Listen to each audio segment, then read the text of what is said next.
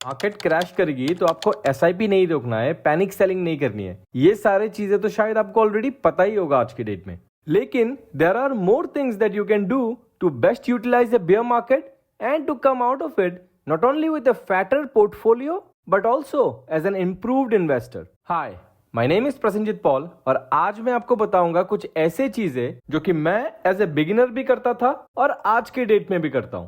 पहला, evaluating my own decisions which I have taken in last 6 to 12 months. For an example, इस financial year के Q1 Q2 से ही GDP का slowdown काफी visible था और Q के यूएस और वेस्टर्न कंट्रीज में रेट कट भी आ रहे थे।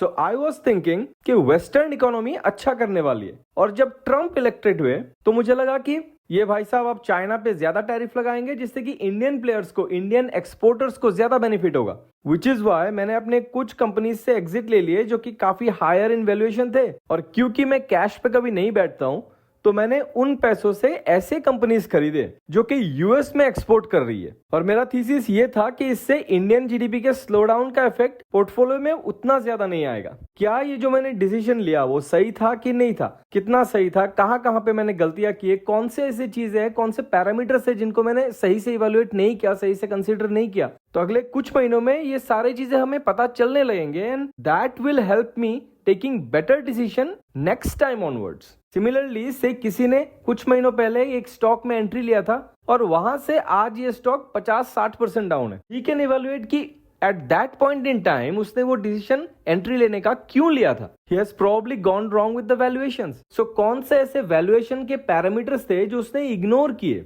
कौन से एंटीथेसिस पॉइंटर या फिर रिस्क को इवेल्युएट नहीं किया सही से। जब आप ये बैक कैलकुलेशन करते हो और अपने पुराने डिसीजन को आज के आउटकम के साथ कंपेयर करके इवेल्युएट कर पाते हो, that improves your further decision making. ऐसा नहीं है कि ये काम आप डे टू डे लाइफ में या फिर बुल मार्केट में नहीं कर सकते हो, बट बेयर मार्केट ये करने के लिए बेस्ट सिचुएशन होता है क्योंकि तब हमें हमारे डिसीजन और आउटकम में एक बहुत लार्ज डिफरेंस दिखता है और वो हमें हेल्प करता है अपने डिसीजंस को इवेल्युएट करने में। दूसरा पॉइंट है, see how a few companies are navigating through this crisis. Crisis मतलब मैं स्टॉक मार्केट का फॉल वाला क्राइसिस नहीं बोल रहा हूं, बल्कि उसके पीछे का जो रीजन है। फॉर एन एग्जांपल, अभी के केस में शायद Trump tariff is the biggest reason. Trump ने जो ये हलचल मचाया हुआ है पूरे इकोनॉमी में, वर्ल्ड के इकोनॉमी में, वो मेन रीजन है। तो ये जो एक टैरिफ का क्राइसिस चल रहा है, तो जो हमारे स्पेशल ऐसे एक्सपोर्टिंग कंपनीज है वो ऐसे सिचुएशन से कैसे निपट रहे हैं, कैसे आगे बढ़ रहे हैं। फॉर एन एग्जांपल, कोविड के टाइम पे एक स्मॉल फाइनेंस बैंक को अपने बुक्स का ऑलमोस्ट 90-95% रिस्ट्रक्चर करना पड़ गया था, बट फिर उस कंपनी ने वहां से अपने आप को टर्न अराउंड कराया।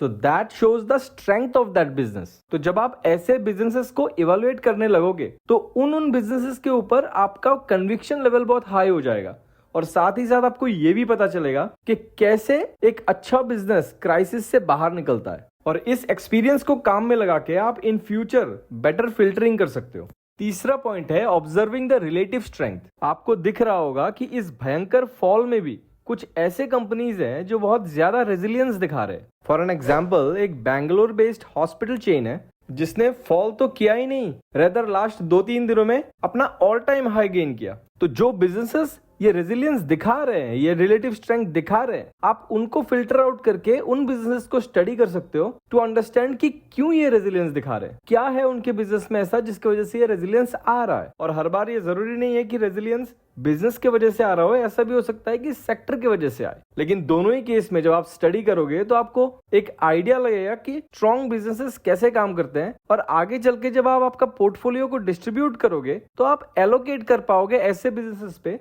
जो कि शायद उतना ज्यादा फॉल नहीं दिखाएगा।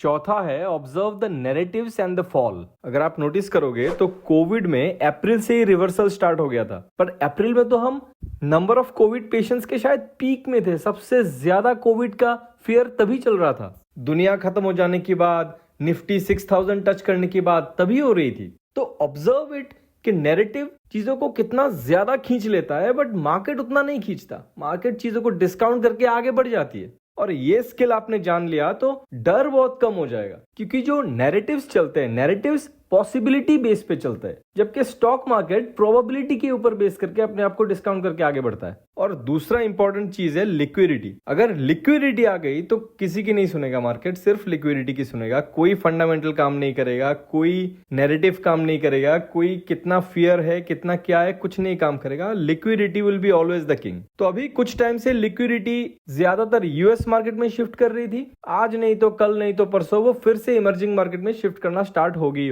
But the important thing is कि आप ऑब्जर्व करो नैरेटिव्स को। जो लोग आपको Diwali peak, Christmas peak, New Year peak, पता नहीं और भी क्या क्या पिक बता रहे थे, वो इस बेयर मार्केट में किस टाइप की बातें कर रहे हैं। डिफेंस जब अपने पीक पे चल रहा था तब लोगों ने अपना म्यूचुअल फंड निकाल लिया, उसके बाद से चीजें डाउन ही डाउन है। तो जितना ज्यादा आप नैरेटिव्स को ऑब्जर्व करोगे उतना ही कम कोई आपको इन्फ्लुएंस कर पाएगा। आप खुद सोच सकते हो, खुद के डिसीजन खुद ले सकते हो। देखो, पोर्टफोलियो कंपाउंडिंग तो वैसे भी हो ही जाएगी। India is a growing economy और फ्लाइट में शायद थोड़े बहुत टर्बुलेंस है, but ultimately it's a growing economy. तो अगर हम अपने एसआईपी करे जा रहे हैं तो अपना पोर्टफोलियो तो ग्रो होना ही होना है। लेकिन अगर हम पोर्टफोलियो के साथ साथ अपने खुद के ऊपर भी नॉलेज का एसआईपी करें, देन हम खुद बेटर डिसीजन मेकर बनेंगे और आगे चल के अपने पोर्टफोलियो का जो पेस ऑफ ग्रोथ है वो ज्यादा होगा in future. Thanks for watching, मिलते हैं अगले वीडियो में।